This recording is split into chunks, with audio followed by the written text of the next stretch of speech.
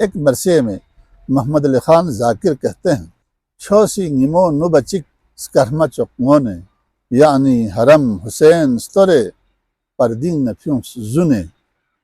امام علی مقام کو فلک دین پر چمکنے والے آفتاب اور پھر اس آفتاب کے غروب ہونے پر پردے میں محبوس اہل حرم کا میدان میں منتشر ہونے کو ستاروں کے نمودار ہونے سے تشبیہ دینا یقیناً ذاکر کے فنی کمال کی گواہی دیتا ہے۔ قراقرم کی وادیوں میں حسین علی خان محب، محمد علی خان ذاکر، مراد علی خان مراد اور اخن حسن جیسے قادر الکلام مرثیہ نگاروں نے محشر برپا کر دیا۔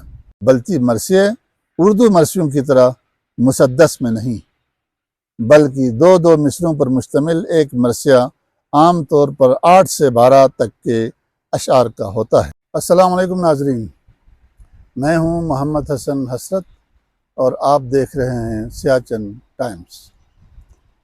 ناظرین کرام، ہمارے پروگراموں کا تسلسل عزاداری سید الشہداء اور بلتستان میں عزاداری کی روایت کے حوالے سے چل رہا ہے۔ آج ہماری گفتگو بلتستان اور صنف مرثیہ نگاری پر ہوگی۔ یہ ہمیشہ سے انسانی فطرت کا تقاضا رہا ہے کہ وہ اپنے مذہبی پیشواؤں اور قومی محسنوں کو کبھی فراموش نہیں کرتی۔ چنانچہ اقوام عالم کی تاریخ اور تہذیب و تمدن پر نظر ڈالی جائے تو متمدن دنیا کا کوئی ملک، کوئی قوم اور کوئی جماعت ایسی نہیں جو اپنے دینی پیشواؤں، سیاسی رہنماؤں اور راہ حق پر جان دینے والوں کو یاد نہ کرتی ہو، ان کے دین منانے اور ان سے اپنی محبت و عقیدت کا اظہار نہ کرتی ہو، چونکہ یہ عمل انسانی جبلت کا حصہ ہے کہ خوشی کے موقع پر خوشی کا اظہار اور غم انگیز حالات میں غم زدہ ہو جانا۔ اس لیے اس سلسلے میں کسی توضیح و تشریح کی ضرورت محسوس نہیں کی جاتی۔ کسی انسان کی موت پر اظہار افسوس کرنا، پرسہ دینا، تعزیت کرنا اور عزاداری کا اہتمام کرنا دنیا کے مختلف معاشروں میں قدیم زمانے سے رائج ہے۔ دنیا کی سبھی زبانوں میں موت سے متاثر ہو کر وفات پانے والوں کی خوبیاں، محاسن اور ان سے وابستہ یادیں خون کے آنسو رلاتی رہی ہیں، اور موت کے موقعوں پر عزیزوں، قبیلے والوں اور پیشواؤں سبھی کی اموات پر شعراء نے غم کا اظہار اشعار کی صورت میں کیا ہے، جو رسائی شاعری کہلاتی ہے۔ اور دنیا کی ساری زبانوں میں رسائی ادب کی یہ روایت خاصی قدیم ہے۔ جیسا کہ حضرت آدم علیہ السلام نے اپنے بیٹے حابیل کی شہادت پر مرثیہ کہا، جو روایت کے مطابق سریانی زبان میں تھا۔ ناظرین کرام، یورپ کی مختلف زبانوں میں الیجی، تھرینوڈی اور ڈرج وغیرہ کے پیکر رسائی اسلوب ہی سے آرستہ ہیں، اور ان کی گونج یونان و روم سے لے کر فرانس و انگلستان تک سنائی دیتی ہیں۔ اسی طرح ایشیا اور عرب ممالک میں لاتعداد شعراء نے اپنے عزیزوں کی موت پر مرثیہ گوئی کی ہے۔ جیسا کہ ایران میں فردوسی نے سہراب کی وفات پر اس کی ماں کی زبانی فارسی میں مرثیہ لکھا۔ ہندوستان میں مرزا غالب نے عارف اور چاند کی موت پر، جبکہ حالی نے غالب پر، مرزا دبیر نے امیر انیس پر، اور حکیم الامت علامہ اقبال نے داغ اور اپنی والدہ مرحومہ کے یاد میں اردو میں مرثیے لکھے ہیں۔ پس جس طرح دیگر زبانوں میں مرثیہ ایک اہم صنف شاعری قرار پائی، اسی طرح بلتی ادب میں بھی اسے خاص مقام حاصل رہا ہے۔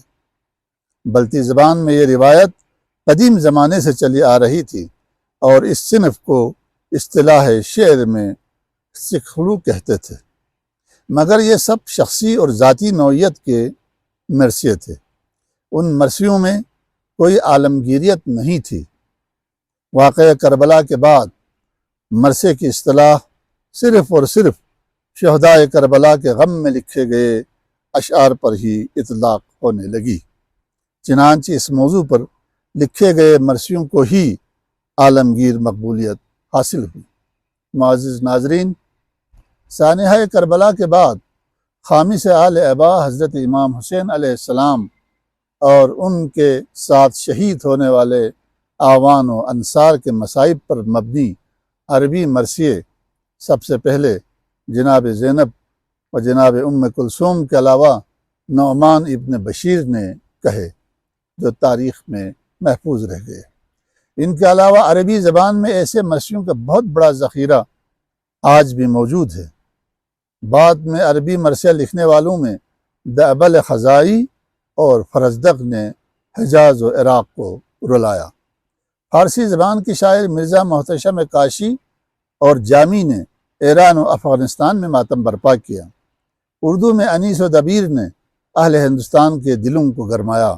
اسی طرح خطہ کشمیر نے مرزا ابو القاسم، حبہ خاتون اور یوسف بابا جیسے کشمیری زبان کے مرثیے کو پیدا کیے، جبکہ قراقرم کی وادیوں میں حسین علی خان محب، محمد علی خان ذاکر، مراد علی خان مراد اور اخن حسن جیسے قادر الکلام مرثیہ نگاروں نے محشر برپا کر دیا۔ مرثیہ نگاری دراصل انتہائی نازک صنف سخن سمجھی جاتی ہے۔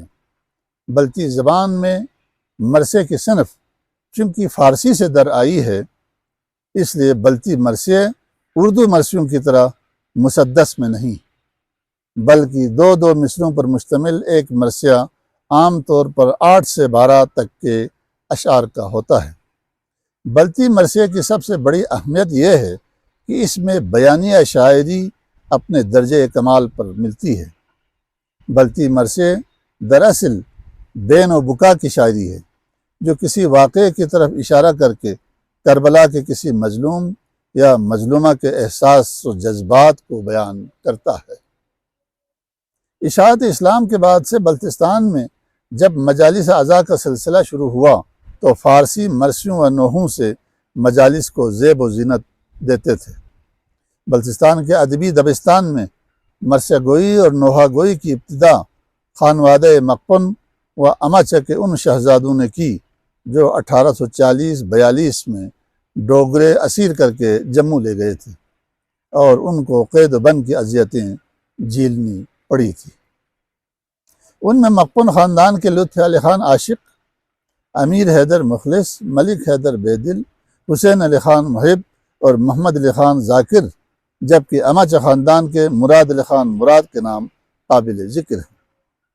1840-42 کے جانکاہ حادثے میں تخت و تاج کے مالک خانوادہ مقپن و اماچہ کے شہزادوں نے شکست و زوال کے رقت آمیز مناظر دیکھے، مردوں کو زنجیروں میں جکڑے دیکھا اور ماں بہنوں کی دلخراش چیخیں سنی، تو ان شہزادوں نے اپنے نہال خانہ دل میں سلگتی ہوئی آگ کو واقعات کربلا کے رنگ میں سجا کر پیش کیا۔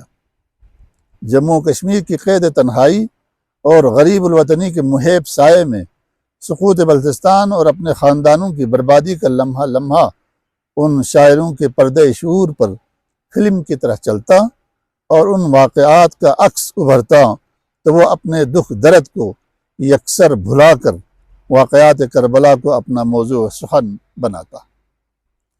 ان مرثیوں میں ہجر و وصال، شکوہ و شکایات اور حرف حکایات کے مضامین کو اس خوبی سے ادا کیا ہے کہ بلتی شاعری میں مرثیہ گوئی کو ایک خاص مقام حاصل ہوا۔